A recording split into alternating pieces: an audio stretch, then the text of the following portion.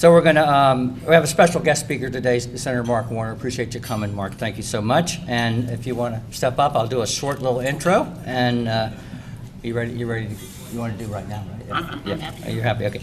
So Mark served as governor of Virginia from 2002 to 2006. Was elected to the U.S. Senate in 2008. Re-elected 2014 and has a term that ends in 2021. He serves on the Senate Finance, Banking, Budget, and Rules Committee, as well as the Senate Committee on Intelligence. We're excited to welcome Senator Warner back to the Committee for Dulles and appreciate his time today to speak to us. Well, thank you, Dennis.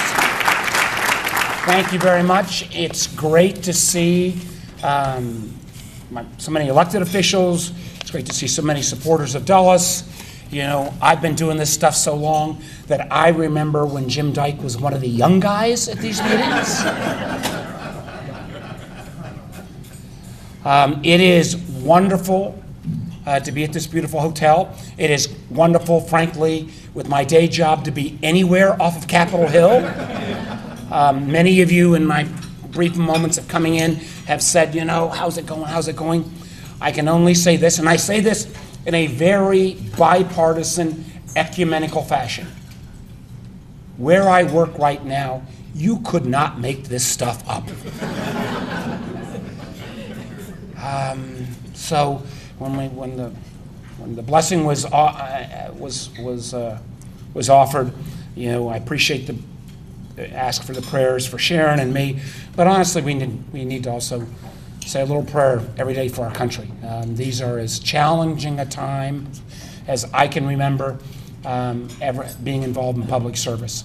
Let me thank all of you for being engaged with Dulles and supported Dulles. And I met Carol and her assistant earlier a little bit. Carol, I want to make sure, I think what you guys are doing, it's a remarkable project. And the idea of trying to create these scholarships for folks who might be our cab drivers or folks who work at the airport. I walked by and I didn't buy my ticket. I want to make sure I get a chance to buy my ticket, especially with this small crowd in here today. Because I want to contribute and make sure we help as well. A couple of updates. Well, first of all, for those of you who are saying, you know, who've been supporters of Dulles just in the more recent times, let me give you 2 minutes of my background supporting Dulles. And I still sometimes think of myself as being relatively the newer guy in politics until I'm reminded that I am now the senior senator from Virginia. But my first kind of real intersection with Dulles in a meaningful way was back in 1991 or 92. And I know since I'm the guest speaker and Sharon's the real speaker, I'm supposed to get 5 minutes. You know, a U.S. Senator cannot even say hello in 5 minutes, but I will try to do it in less than 10. But I was put on the Commonwealth Transportation Board by Doug Wilder. And this was when we were doing some construction on the Dulles Toll Road. And I can remember maybe the longest public hearing I ever had to endure, where there were a host of concerned citizens who were understandably saying, well, we've got all this traffic on the toll road, why can't we open up the access road to commuter traffic? And I stood for 4 hours trying to listen patiently and basically say no, because we knew if we did open up the access road, that the chances of actually, restricting it back just to Dulles traffic after the toll road was finished with its construction would be wishful thinking at best. And so it was one of the earliest times in my times in politics, and I still have some of the scars. So for those of you who've been continuing to fight for Dulles and development of Dulles and around the economic region, this is a fight worth fighting. Let me give you 3 quick updates from Capitol Hill on subjects that are near and dear to the success of Dulles. One, we at this moment are going through a FAA reauthorization legislation. Now, there is some debate whether we will get an actual reauthorization and a new bill, or whether we will simply, as Congress tends to do these days, kick the can in terms of using a continuing resolution of the existing legislation.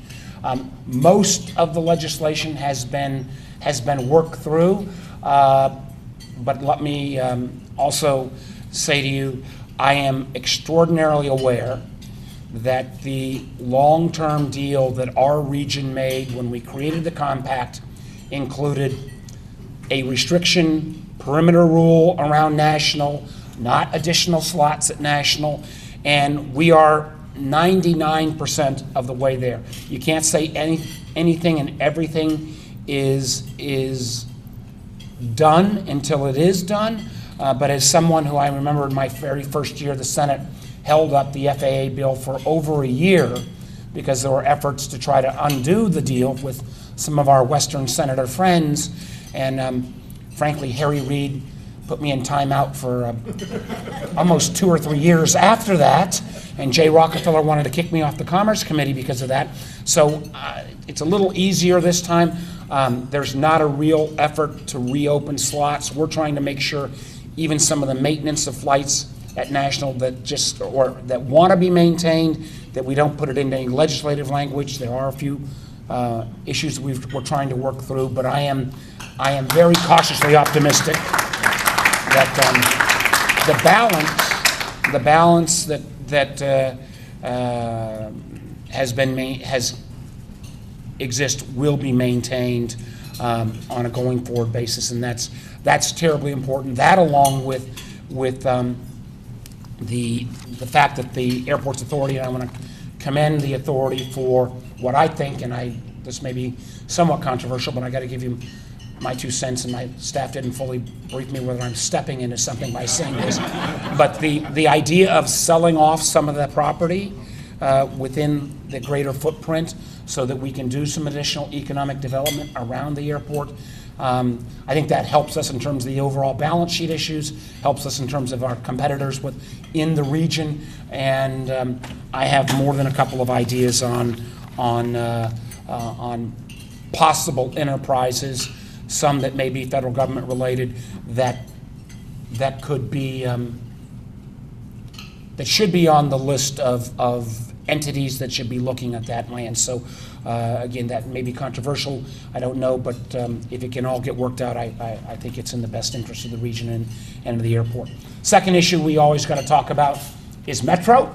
You know, boy, it's been a long time coming, and kudos to all of the local elected officials, but particularly to Kate and Sharon for continuing to make sure that the county has been there at the table, and obviously Loudoun County's participation is terribly important as well. What we've got to make sure we maintain is the federal government commitment. Now, we are in that 10th year, and how we even call the 10th year or not of the $150 million a year commitment from the federal government. Again, we're pretty good for 2019. 2020 and going on is an area where we are quite focused, and I am again optimistic that we will be able to maintain that federal participation. Obviously with Virginia, and kudos to Virginia for upping their contribution to Metro, as well as the district in Maryland. It is a fair request to make to those of us at the federal level. If the local partners are upping their contribution, that what is basically the federal government's way for our federal workforce to get to work every day, that we ought to up ours. This is not a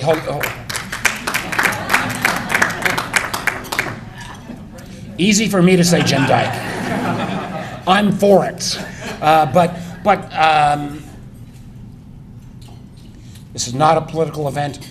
But clearly, if there were some changes in the House in terms of the leadership of the House, it becomes it becomes an easier item to make sure that the federal government at least maintains its current share, and if not, ought to increase, because, again, I'm not talking about any of our local members, but I am talking about that the current leadership of the House has not been as supportive as it should be, frankly, of the federal government's partnership here.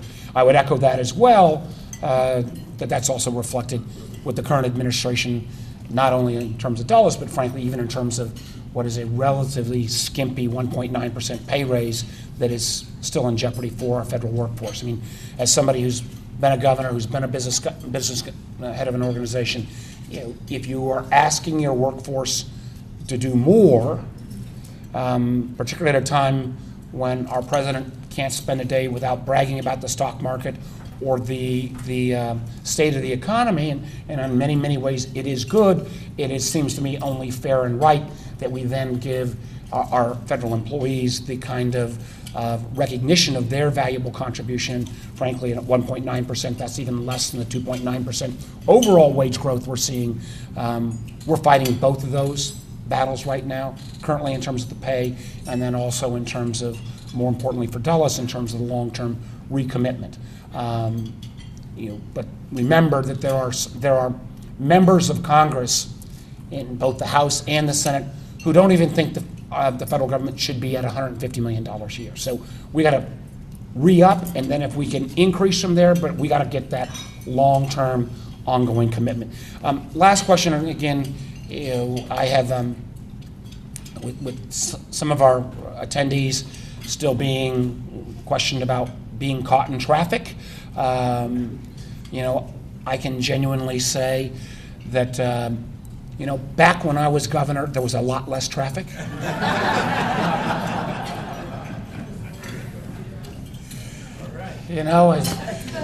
I'm still a politician, Sharon. I got to make those claims. Of course, back when I was Commonwealth Transportation Board, there was less traffic too. But that traffic is a burden, is a challenge. It is also a sign of our success, and I am not going to comment on the fact that there may be other large enterprises, national or internationally known, that I hope will come to our region. That would be a great continuing to put ourselves on the map, not just as a leader in government, but a leader in technology and leader of headquarters. I think that is good for all of the communities, not only in Northern Virginia, but frankly, all of the communities in the region. And if the coming of an Amazon would actually get our region, Virginia, DC, and Maryland, to work more collaboratively, boy, oh boy, what a great add-on that would be for everyone. But that will beg the question as well of what can we do and what will be the larger term federal commitment with Virginia and the localities on infrastructure. I was really excited when the president said he was going to do a $1 trillion infrastructure plan. I was really excited, thinking $1 trillion of net new money. Then I got to look at the plan. The president's initial plan actually took money from the Highway Trust Fund. There was a decrease in federal dollars in that initiative. There is no way that we can meet the infrastructure needs of our nation without increased federal support. And we cannot do that without net new federal money. I am all for creating, and we in Virginia have already used this tool of public-private collaboration, P3s. We probably are leader in the nation. And if you look at P3s around the Commonwealth, we've done some really good ones. We've also had a couple of real dogs. So you've got to do this right. I firmly believe that as the only industrial nation in the world that does not have a national infrastructure bank, we need one. And we need it not only in terms of having that long-term financing ability, but frankly, we need it as well to have the expertise on the taxpayer side of the equation to make sure that our private sector partners, and I say this respectively to private sector partners that might be in the room, don't take advantage of the taxpayers. Too often it has been the deal structure that has not given the taxpayers a fair value, and having that expertise in one location at the federal government level is very important. And I've got the only bipartisan bill. It's called the Bridge Act. It's got 5 Democrats, 5 Republicans. I know if we get a real meaningful infrastructure plan, we can add to that in terms of numbers. But public-private and leveraging of private capital alone will not get us the infrastructure we need without a serious, tangible increase in federal dollars towards infrastructure. So that, I think, will not come up until after the election. And again, that would be an area where if we had leadership in some of the Congress that recognizes the federal government has to be a real partner, that will be a net advantage as well to not just Dulles, but obviously to the whole Northern Virginia transportation ecosystem that we need to build on. So my great thanks to having me back. It has been, it's great to see many of you in this room. I wish, you know, in the old days when I was a regular, you know, I commend the committee for its continued support of the airport and the whole region. And as I said at the outset, and I'll close with again, considering some of the things I'm seeing and working on right now, continue to say those prayers for our country. We're in for some challenging times. Thank you all very much.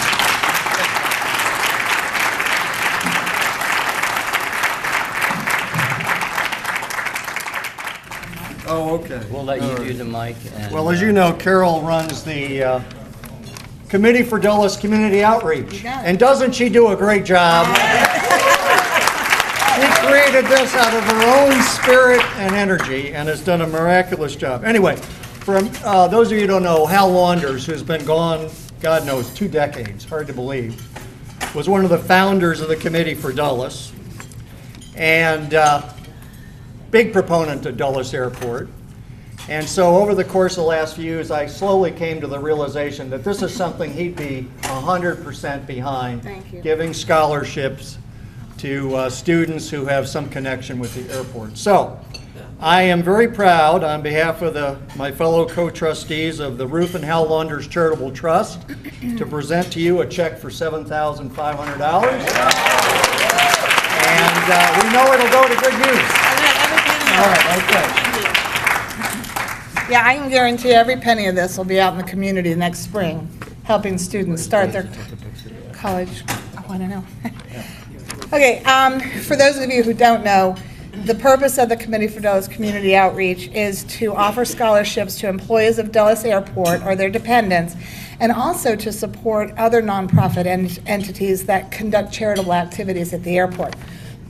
Travelers Aid, the Interfaith Chapel, USO, those types of charities. Again, thank you, Jeff. I really appreciate that. That infusion of $7,500 brings the to-date contributions from the Hal Launders Charitable Trust to $25,000. So thank you very much. So our primary speaker for today is Sharon Bulova. Sharon was elected chairman of the Board of Supervisors in February 2009. Prior to serving as chairman, she was supervisor for the Braddock District from 1988 to 2009. She served as chairman of the board's budget committee for 18 of her 22 years in office. A Northern Virginia resident since 1966, Ms. Bulova is a member and past chair of the Northern Virginia Transportation Commission. She's a founder of the VRE, Virginia Railway Express. So help me in welcoming Sharon up here to say a few words.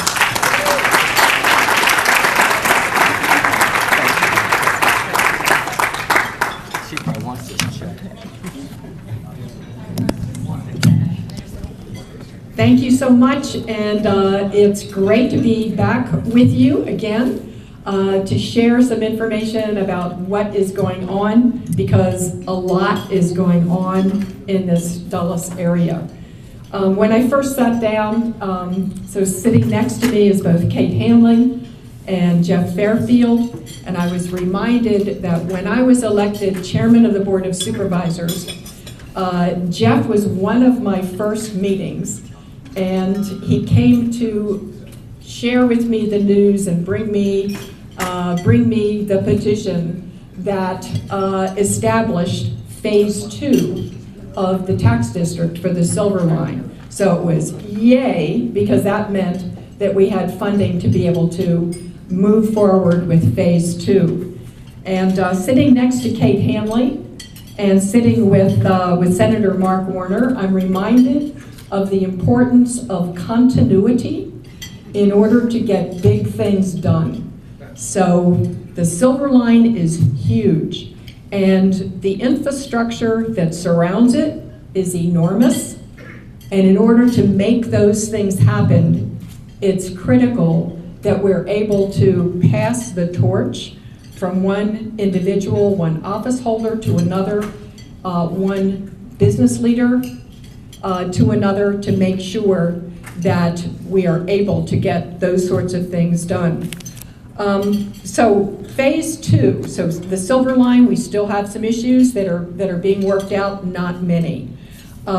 Phase 2, if I were going to sum up phase 2 of the Silver Line, it would be way less drama than phase 1. So remember phase 1, it was, will it be over, will it be under in Tyson's? And then it will be, how are we going to get the money to make it happen? Will phase 2 ever happen because of friction with Loudoun County? And would the terminus be Wheelie Avenue? What's going to happen at the airport? It was another over-under. Those things were worked out, and so phase 2 is under construction right now, and any big project the size of the Silver Line would have some issues that would crop up and would happen. But I think some of the lessons learned from phase 1 is to, first of all, make sure that we are carefully checking along the entire way of progress throughout the Silver Line, so that, at the very end of the project, we don't find things that delay our being able to start. Another lesson learned from phase 1 is not to set a hard start date and have everyone expect for us to have service started after we are finished with the last shovel, because we need to make sure that we're giving WMATA and the contractor and MWA plenty of time to be able to work through operational issues that we need to take our time with. And so we are on time, and on time means that we are still expecting for substantial completion by the end of 2019, next year. And we still are expecting to begin service in 2020. And so that will likely be in the spring of 2020. And we are within budget. We're finding issues along the way that need to be addressed. Some of those issues have to do with the concrete panels that I know everyone has heard about. And those things seem to have been resolved. And also we've been working on piling issues and making sure, especially at the Innovation Station area, Innovation Center, that we are, that we have the foundation that we need to have in order to make sure that we have a successful and also safe station at Innovation. All of our new stations on the Silver Line, phase 2, involve public-private partnerships. And this has sort of come to define us, I think, in Fairfax County. We are really able to get some big things done, successful things done by forging partnerships with especially our corporate neighbors. And that has been the story of the Silver Line. I'd like to just take you through the latest updates regarding the Silver Line stations. And I know that you previously had Tom Bishotny here. And so for a while I was thinking I would bring some slides. And Tom let me know that he brought those slides.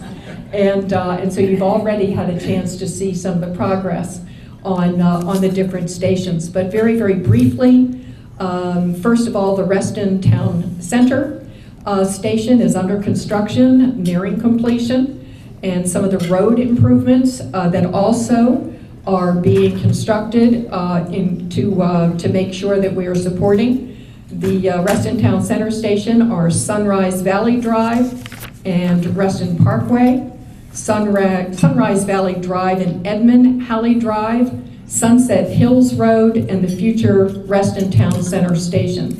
And so all of those are going to be constructed and are going to happen in tandem with the new station.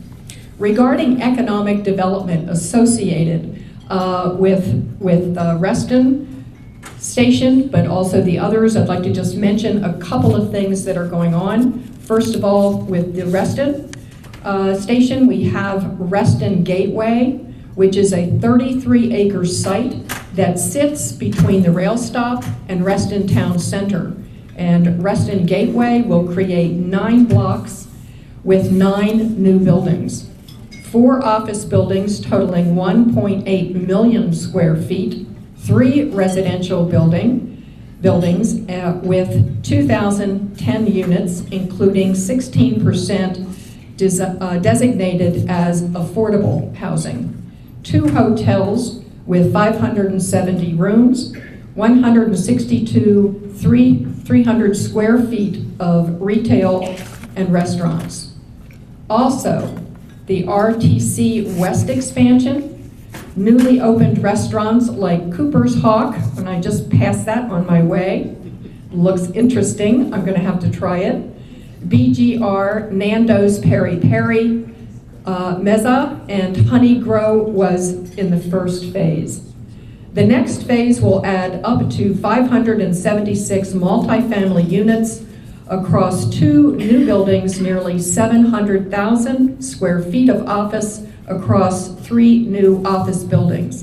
And then a second freestanding retail building, 3.44 acres of open space with 5 designated park spaces, 5, and shared use trail connection to the Washington and Old Dominion Trail.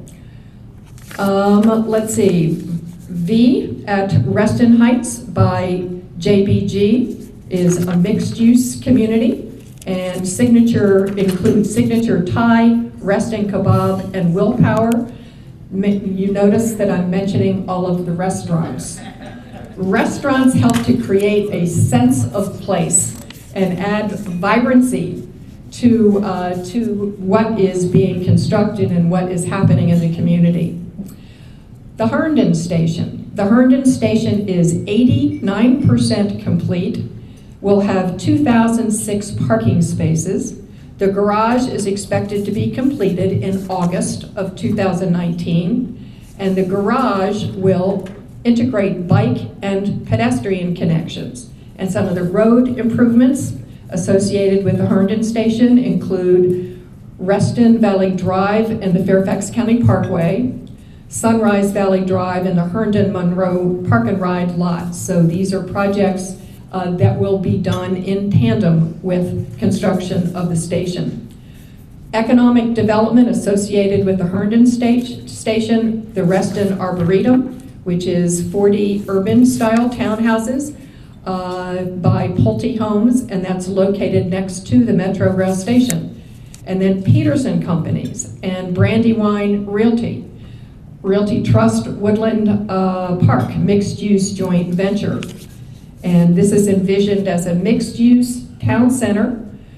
At completion, it will feature residential units perched above high-quality retail and restaurants and entertainment uses. Innovation Center Station. Innovation Center Garage is 65% complete. and it will include 2,070 parking spaces. The garage will integrate, again, bike and pedestrian connections. We've observed some unexpected settlement in isolated areas of the parking structure. And that got a little bit of press, and so I think folks are aware of that. A third-party geotechnical expert has evaluated the observed settlement, and temporary measures were taken to stabilize the affected caissons, and permanent corrective work is underway. The garage will open prior to the arrival of rail service, and the garage will be completed in August 2019. And some of the road improvements: Innovation Avenue, Sunrise Valley Drive, Cartaway Extension. And economic development: Innovation Center South, Nugget Joint Venture LC is planning a proposed development plan which calls for high-rise hotel, retail, and office space, and apartments located within 7 buildings in proximity to the new Innovation Center garage.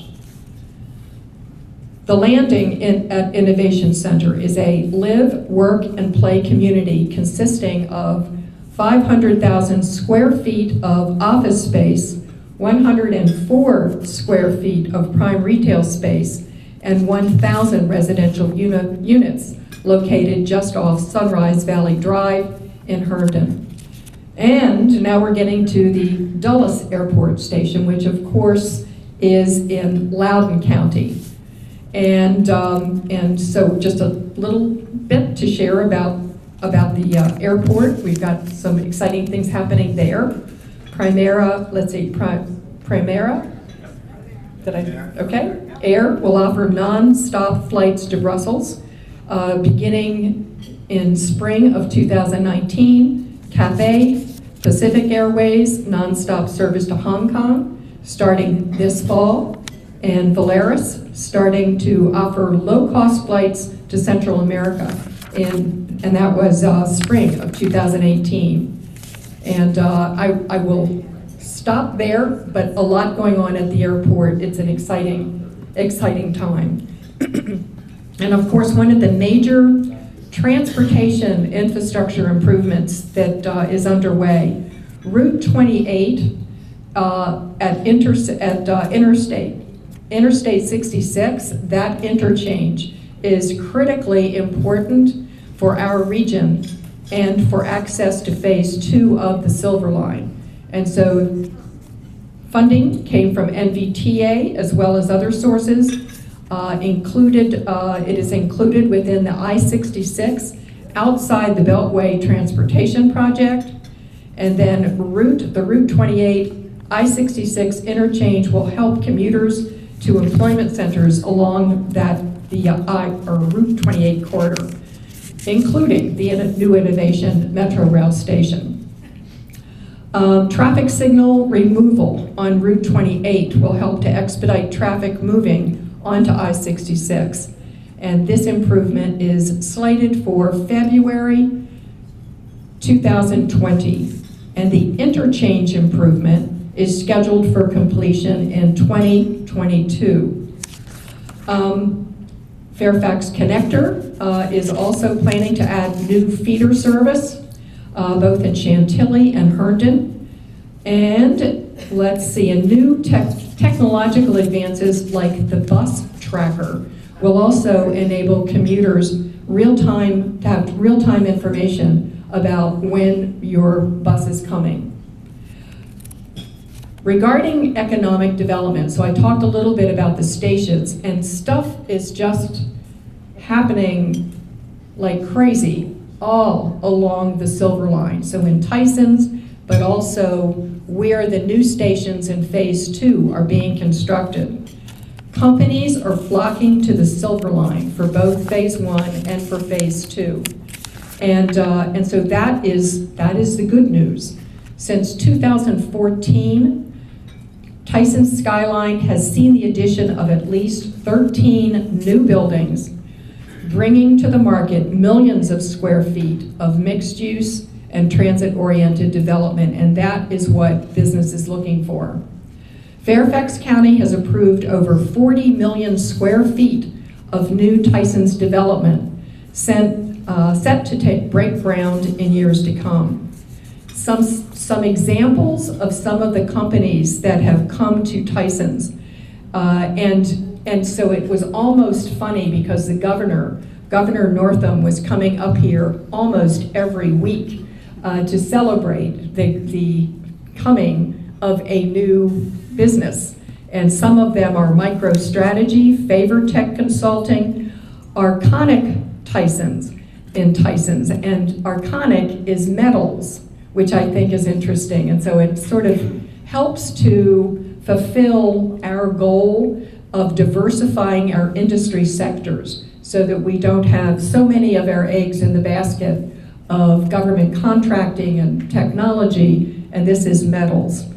The mixed-use Woodland Park East development will include residential, office, and 20,000 square feet of optional ground floor retail.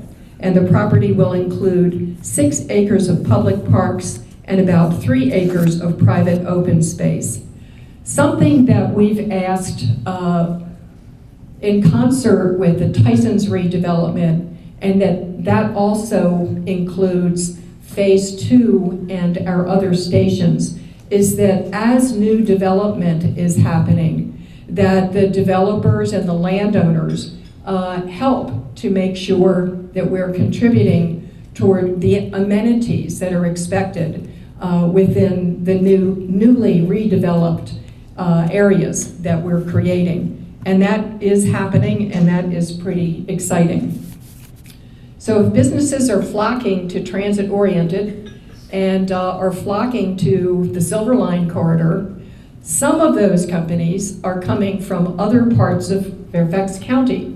And so one of our issues and one of our challenges is to deal with vacant office buildings. So where businesses leave and come to different locations, what are we doing about vacant office buildings? Fairfax County passed a countywide comprehensive plan change to make it easier for office building repurposing of some of those buildings. And office building candidates for repurposing would need to be located in areas zoned for mixed use or industrial development. And office repurposing guidelines will help the county economically as it deals with our high, or what has been a high office vacancy rate, and we're seeing that come down. Some examples of repurposing. Everybody has probably heard about the Bailey's Elementary School that was an office building in Falls Church on Leesburg Pike and has been repurposed to be a school. And the private sector has done the same thing in repurposing an office building to build a school called Basis in a former office building, and that is in Tyson's. And then on Columbia Pike in Penny Gross's district in Mason, we have a 10-story, what was an office building, repurposed and turned into a live, work, flex, residential and business combined. So in an effort to modernize our zoning code, and I'm looking over at my colleague on the Board of Supervisors, Kathy Smith. Kathy is the chair of the Development Process Committee. And so these issues come through Kathy's committee, trying to make it easier when somebody wants to do something that's not exactly cookie cutter in an area, and yet we don't want to turn away business, especially in this day and age. And also to make it easier for restaurants. They're our largest small business, and to make it easier, so we're returning to restaurants again, but to make it easier for restaurants to be able to work through the approval process and to be able to build. And so one of the things that we just did was to change our zoning code in order to accommodate new fast casual restaurants that are vibrant workforce, like so much like Honey Grow and Cava. So they're in that category. Not exactly fast food, so they didn't really fit into a particular category. We needed to make it easier for those kinds of restaurants to be able to get through our zoning process. We also are encouraging outdoor seating. That also adds to the vibrancy of a building and of a community. We are also encouraging small-scale production businesses to enhance the county's commercial areas. And so changes, technological changes in consumer market preferences for locally made artisanal craft products from textiles, hardware, woodworking, and metalworking to breweries and local food production. And actually, we have found a lot of interest in craft breweries in Fairfax County. And so we're trying to make it as easy as we can to make sure that we are fertile ground, so to speak, for that industry. I'll stop now and leave a little bit of time for Q&A. This is an exciting time, and a lot happening for transportation, a lot happening in the area of redevelopment, and this is a neat place to be. Someone once turned to me. I was getting a bite to eat near George Mason University not too long ago, and the person who sat down next to me waiting for her food to be ready, she said, "You know, I really like it here. I just moved into Fairfax County," and she said, "It sort of has the feeling of a boom town." And I love that, because this is kind of a boom town. And there's a lot of promise, and you all and we are part of making that promise happen. So thank you so much, and thank you for the opportunity to speak.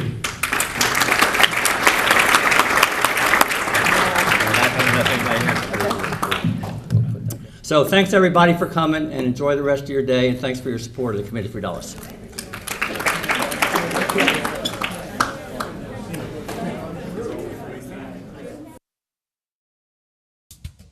Dulles Airport was dedicated on November 17th, 1962, and I was there. And after 3 or 4 years, it became evident that Dulles was a white elephant and needed some help. The Committee for Dulles was formed and organized as a result of an overture from the manager of Dulles Airport, who said, "Can you local business leaders give me some help in elevating the profile of this airport?" 5 incredible individuals: Hal Launders, Fran Lattin, Verlin Smith, Paul Reiber, and Bill Klain. My mentor, Verlin Smith, invited me to come out to the Committee for Dulles. He told me it was a group of people that had formed to protect the economic viability of the Dulles Airport and its environs.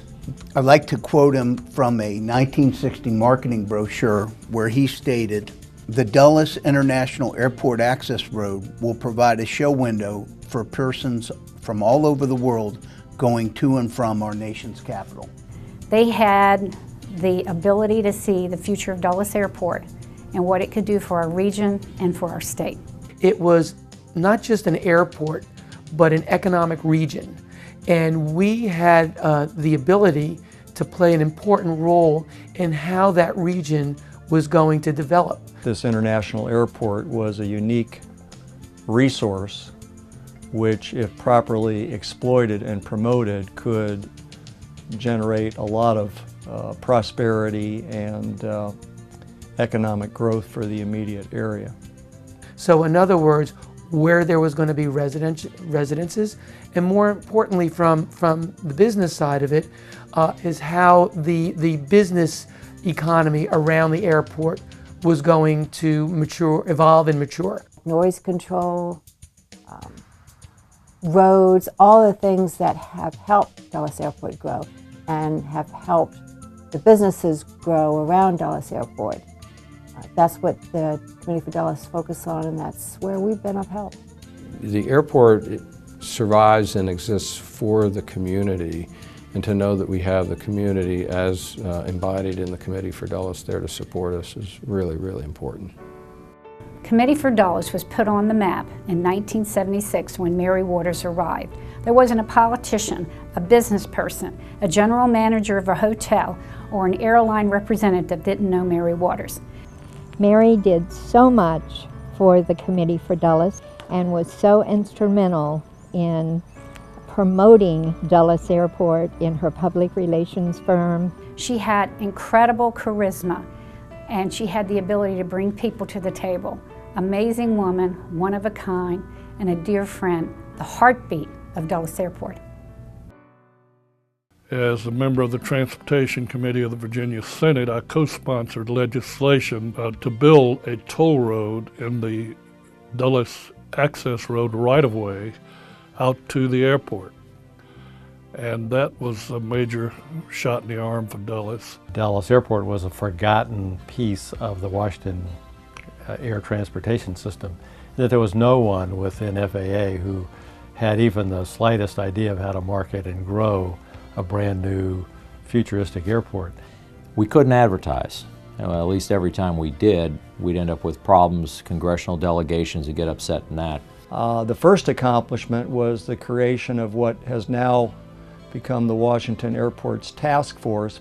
So a group of local businessmen were looking at Dulles and saw it sitting here and pretty much underused, and said we need to do something, got together, formed the task force to go out and market the airport for air service.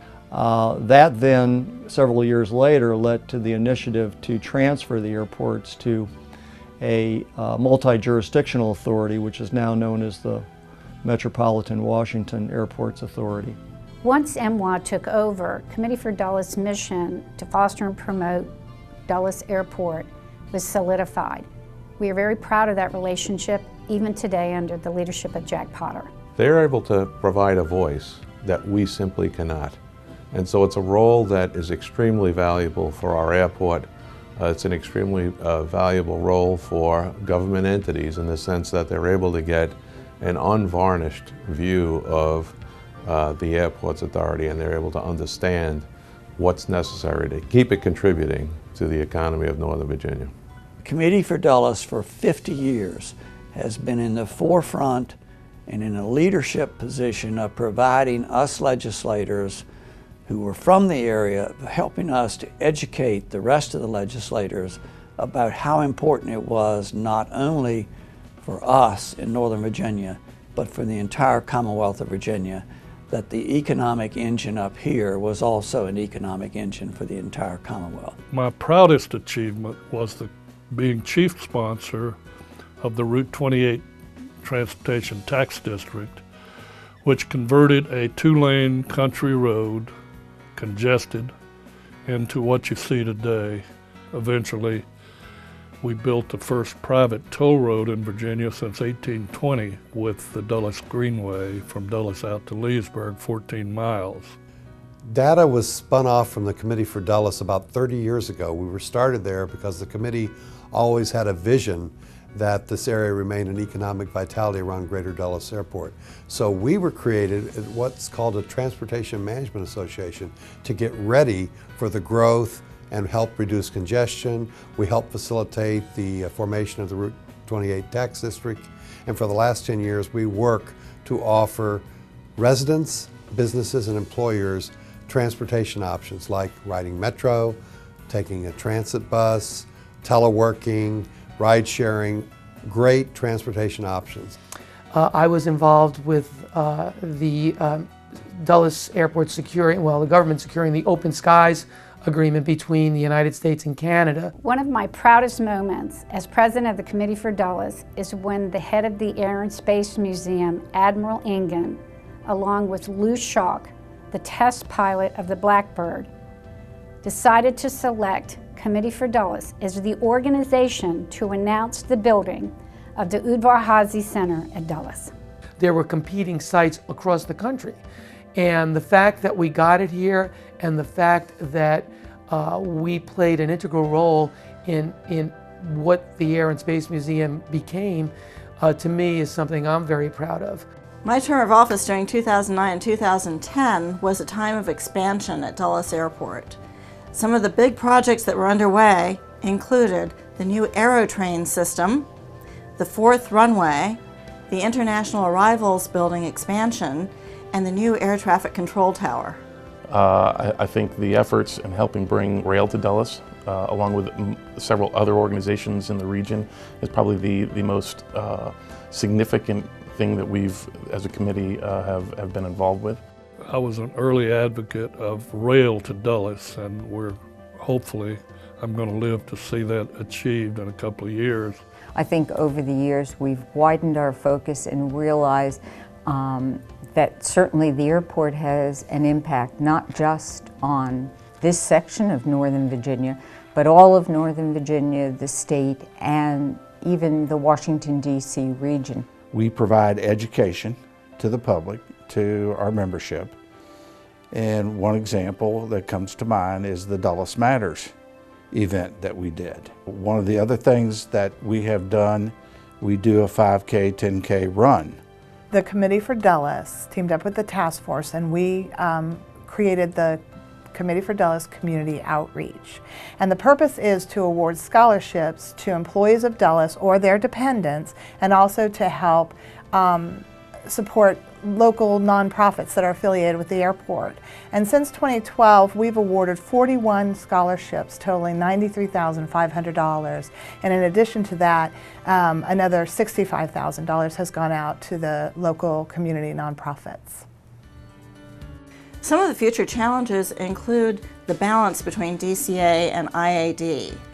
And the expansion at Dulles allows for so much more traffic than it's getting. And it's going to need more airline support, and it's going to need more people to come and travel through Dulles. Full capacity is 55 million passengers. I believe right now we're at 23 million. And there's going to be times when the growth of the airport may not be as well received by certain members of the community. And in those cases, it's really important to have advocates out in the community that can tell the airport story. There's still a long ways to go. They're getting ready to construct another runway, northwest runway. Right now we have the issue of what's going to be on the airport land back there by the rail stop. Transportation affects the airport and the airport's growth, and we were certainly part of many organizations that help to work on that behalf to try to get our Northern Virginia legislators to see the need for a long-term solution. Right now, the access to the airport comes through the Airport Access Road and Route 28.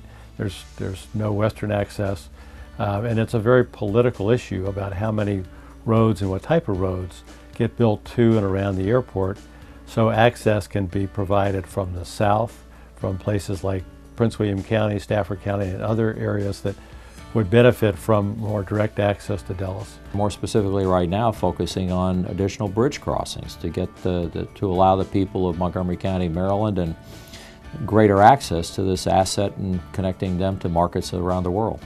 I'm not sure that that'll happen in my lifetime, but I think that's certainly a goal that Dulles Airport, Committee for Dulles and Dulles Airport have tried to promote and encourage.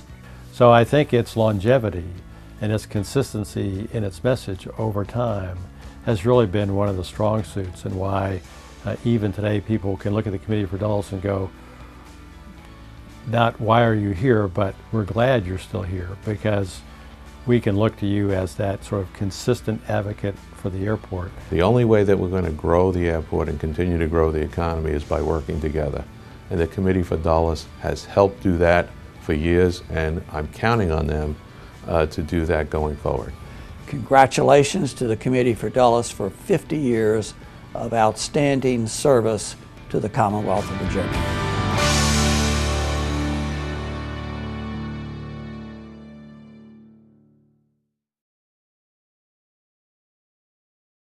According to the National Institutes of Health, an estimated over 15,000 children were diagnosed with cancer last year. These children often face isolation and loneliness due to their diagnosis and treatment. There is a way that we can help. There is hope. At HopeCam, our mission is simple: to overcome the social isolation experienced by children in treatment for cancer. HopeCam provides each child with a tablet computer and a web camera in their classroom to communicate with their classmates. Since 2002, HopeCam has helped over 1,200 children across the United States and abroad connect with their classmates. What we need is you. Spread the word, get involved, and donate to help transform a child's life. Share hope. Check out our website at hopecam.org and donate now. Service Source is a partner with purpose, a community of friends and advocates, an opportunity for independence, an innovator committed to delivering exceptional services to individuals with disabilities.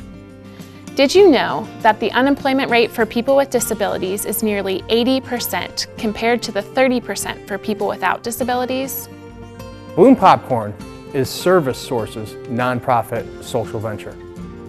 It creates jobs and empowers artisans of all abilities, all through vibrant community partnerships. Now is the time to collaborate, to innovate, to partner with Service Source, so every individual has the opportunity to reach their potential. You can support Bloom and Service Source today by becoming a community partner. Visit bloomartisans.com and find out how you can bloom where you're planted. We can take down the stigma. 1 in 5 Americans will be affected by a mental health condition in their lifetime. More than 90% of children who commit suicide have a mental health condition. Approximately 20% of youth aged 13 to 18 are currently living with a mental health condition, and of those, athletes are the least likely to reach out for help. The Eric Monday Foundation uniquely focuses on raising awareness and taking down the stigma around mental health for athletes and youth. The foundation assists individuals, families, and communities in recognizing that mental health should not be stigmatized or ignored. They connect people to support organizations and professionals that can best meet their needs. Don't keep mental illness to yourself. There's power in sharing. Visit ericmondayfoundation.org to learn how you can make a change. You. We. Together we can take down the stigma.